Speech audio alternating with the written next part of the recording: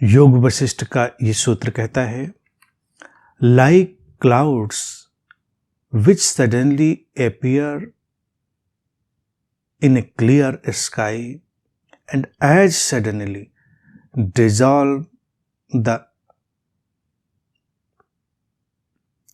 entire universe appears in the self and dissolves in it। अर्थात सूत्र कहता है कि जैसे बादल अचानक एक साफ आसमान में उभरते हैं और खो जाते हैं, ऐसे ही सारा विश्व हमारे चैतन्य में उभरता है और विलीन हो जाता है। हमारा होना है जस्ट लाइक क्लियर स्काई, एक साफ स्पष्ट आसमान की तरह, अनंत असीम। संसार विश्व जो भी दिखाई देता है वो उसमें बादलों की तरह आता है और चला जाता है। यही है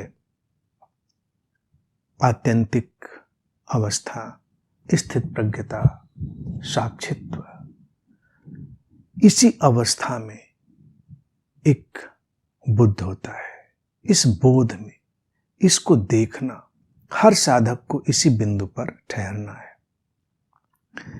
ये जो हमारा सेल्फ, हमारा चैतन्य, जो स्रोत है, वो उस आकाश की तरह व्याप्त है, शून्यता में, स्पष्टता में, असीमता में,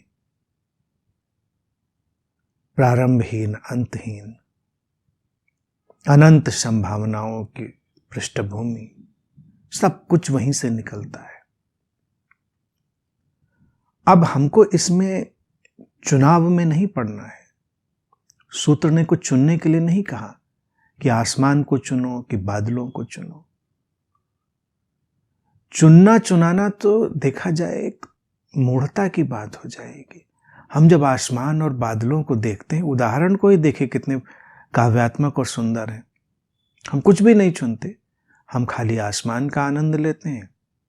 हम बादलों के आने जाने, उनके उभरने अचानक और उनके विलीन हो जाने का आनंद लेते हैं। और पीछे हम जानते हैं कि आसमान तो है, रहेगा। चुनना क्या है उसमें? ये तो पता ही है कि बादल आते हैं और जाते हैं। इन आते जाते बादलों से हम कोई मोह नहीं पैदा करते, उनसे अटकते नहीं। अटक जाएं तो मौसम बदलते रहेंगे और कोई बादल का टुकड़ा, मेरे वाला टुकड़ा, हमारे कहीं दिल के किसी कोने में अटका रहेगा और हम हर बादल के फैलाव में उस अपने वाले टुकड़े को ढूंढते रहेंगे और दुखी होते रहेंगे।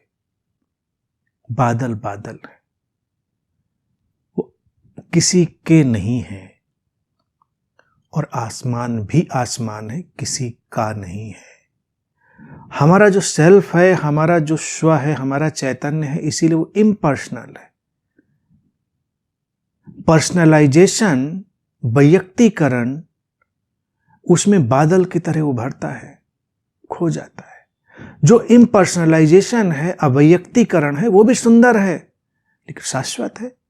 शाश्वत है, जानते हैं इसको। आसमान है, जानते हैं उस बात को। और बादल अचानक उभरेंगे, विलीन हो जाएंगे, ये भी जानते हैं हम। लेकिन इस बात को क्यों भूल जाते हैं कि इम्पर्सनल कॉन्शियसनेस में ये पर्सनलाइजेशन उभरेगा और विलीन हो जाएगा। हम बादलों से तो नहीं अटकते, अभी इतनी मूर्खता हम नहीं करते। कुछ लोग करते हों तो आश्चर्य नहीं है, लेकिन हम अपने पर्सनलाइजेशन से, अपने वैयक्तिकरण से अटकते हैं। ये विश्व, जो भी बाहर का फैलाव है, जो हमारा होना, जिसको हमने अपना माना है, ये सब केवल वैयक्तिकरण है। हमने इसके उठने, उभरने और विलीन होने के ढंग को संपूर्णतया स्वीकार नहीं किया है। हम उसको स्थायी बनाना चाहते हैं। स्थायी तो कुछ भी नहीं है। हम दो छोटी अदृश्य सी कोशिकाओं से बनते हैं। गर्भ में कैसे कैसी यात्रा करते हैं, पैदा होते हैं, कैसे कैसे किस मुकाम पर आके चले जाते हैं। अगर हम शरीर के तल पर ही देखें और उन 2 कोशिकाओं से लेके आज तक के सारे चित्र हम लगा दें, तो हम कहां पर उसको पर्सनलाइज करेंगे, किसको अपना कहेंगे? कहेंगे तो बड़ी अजीब सी जड़ता हो जाएगी। सब बदल रहा था, निरंतर बदल रहा है, और बदलते बदलते विलीन हो जाएगा, खो जाएगा। बादल आसमान पर छाए थे, आसमान दिख नहीं रहा था, लेकिन थोड़ी ही देर में सारे बादल गायब, आसमान वहीं का वहीं, स्पष्ट, निर्मल, निश्चिम। ऐसे ही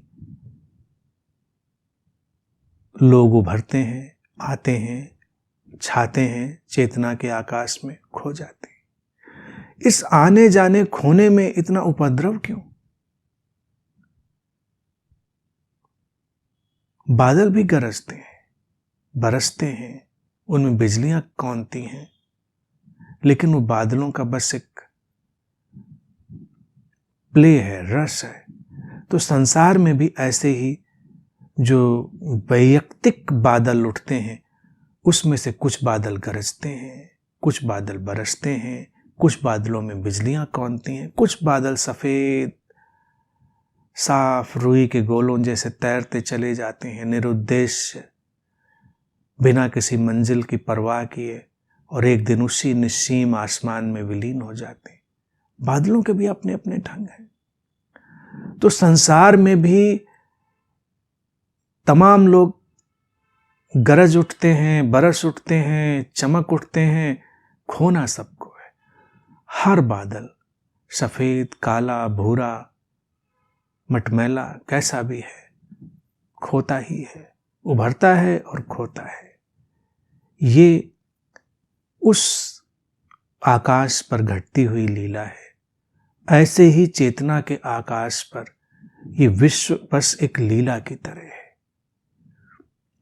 हम ये प्रश्न नहीं उठाते कभी कि ये बादल बरसा क्यों, ये बादल बरसा क्यों नहीं, ये बादल घिरे तो इसमें इतनी गड़गड़ाहट क्यों हुई, इन बादलों में बिजलियां क्यों कौंधी, उन बादलों में क्यों नहीं कौंधी थी, ये बादल ऐसे क्यों उड़ गया, वो बादल वैसे क्यों उड़ गया, ये तो बड़ी जल्दी गायब हो गया, ये तो ठहरा रहा। कुछ बादल छाए, हफ्तों महीनों आसमान को घेरे रहे, कुछ तो बस देखते देखते गायब हो गए। तो हो गए तो हो गए, ढंग है बादलों का, ऐसे ही होता है, उसका कोई ढंग नहीं, वो प्ले है, लीला है। तो ये विश्व भी ऐसी ही प्रकटती, विलीन होती लीला है। बीच में बहुत गर्जन और घर्षण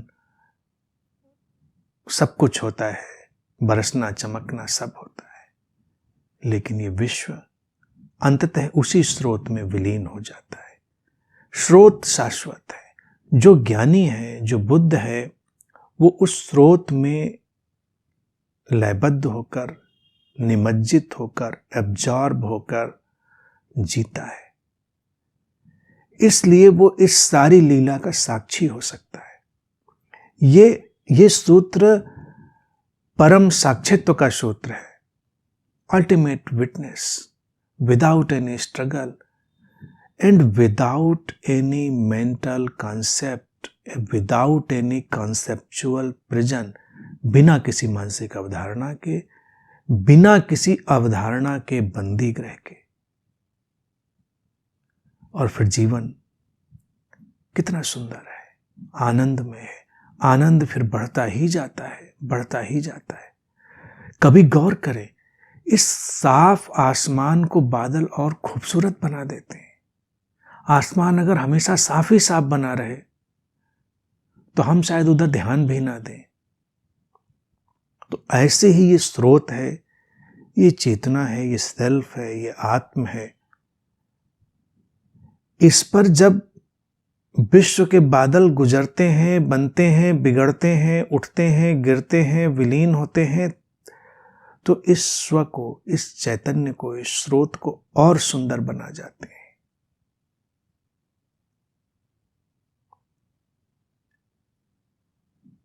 यही ढंग है जीवन का, और इसमें कोई भी समस्या नहीं है। समस्याएं हम बनाते हैं।